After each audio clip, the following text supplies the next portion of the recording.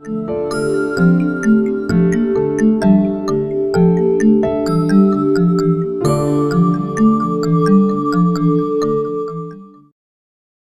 Monique. And I'm Paige. And we are Sacred Potential, where we explore the overlap of creativity, spirituality, and possibility.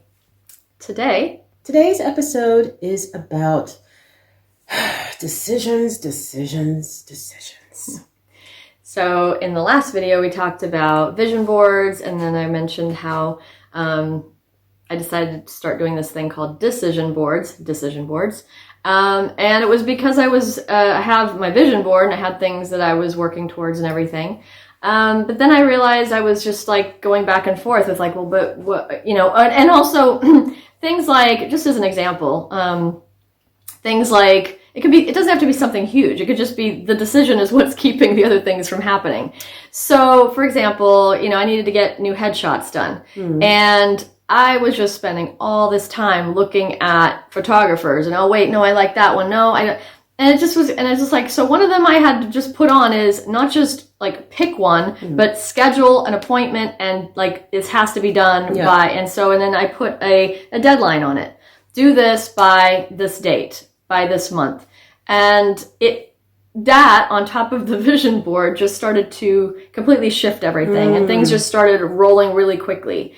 And because basically without headshots, there's nothing, there's no point in trying to do any of the other things, because without the headshots, there's nothing else I can really do.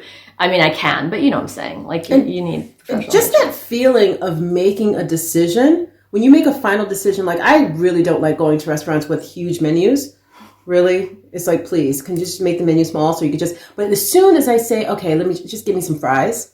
Oh my gosh, the burden that's been lifted. So my question to you, Mo, is how does it exactly look when you make your decision board? Like practically speaking. Oh yeah, thank you. Good point.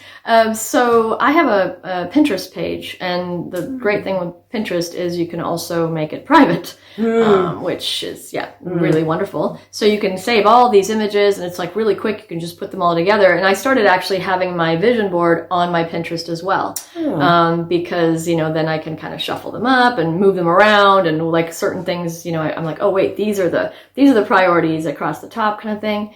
And so then I did the same thing with the decision board. I just made a board for the decisions and wrote, here's this decision, that decision. But I always put by a certain, I didn't necessarily put by a date, but like within this month of this year, this is happening. I'm doing this. Okay. And also it's also really important to say things in a current state. So like in present tense. So I am hiring a this month or by this month. So those kinds of things just help move things forward faster, because procrastination is just like one of the worst things to keep you from doing the things. So and prior to that, I had my vision board on my Pinterest, and that was about going to London, which pretty much everything I had put on there happened also in ways, again, that I hadn't even expected. Like amazing opportunities just kept popping up.